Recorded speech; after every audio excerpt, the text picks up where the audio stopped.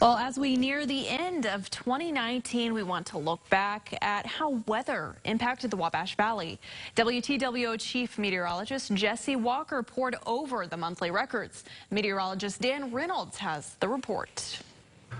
January ended very cold with a new record low of -11 on the 30th. The month was a bit colder than normal and a little shy on precipitation, but we did record 7.5 inches of snow at WTWO.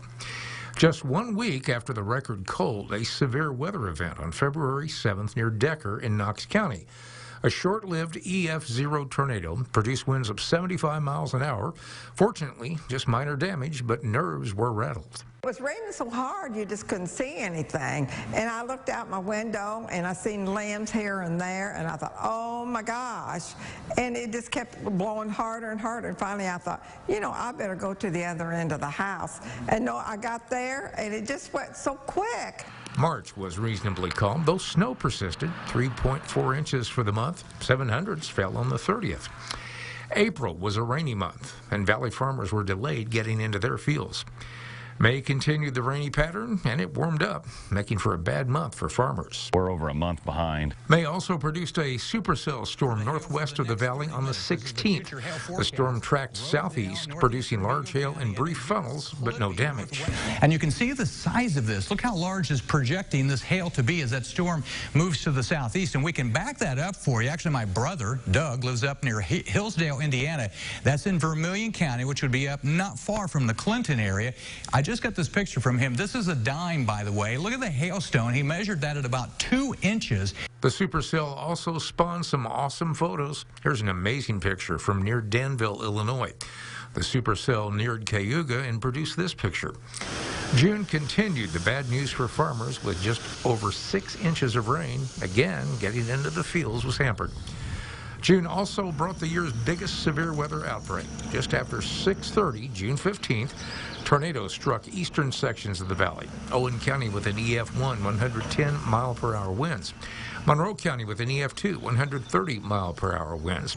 Greene County with an EF2 and 130-mile-an-hour winds.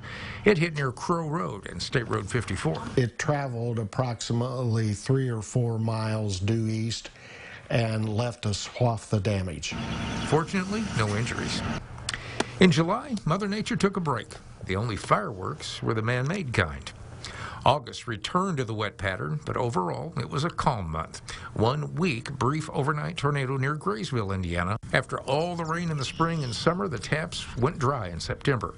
We recorded rain on just 2 days at the WTWO studios, 59 hundredths total.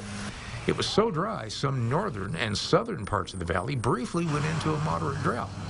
September was a warm month, the warmest in 80 years.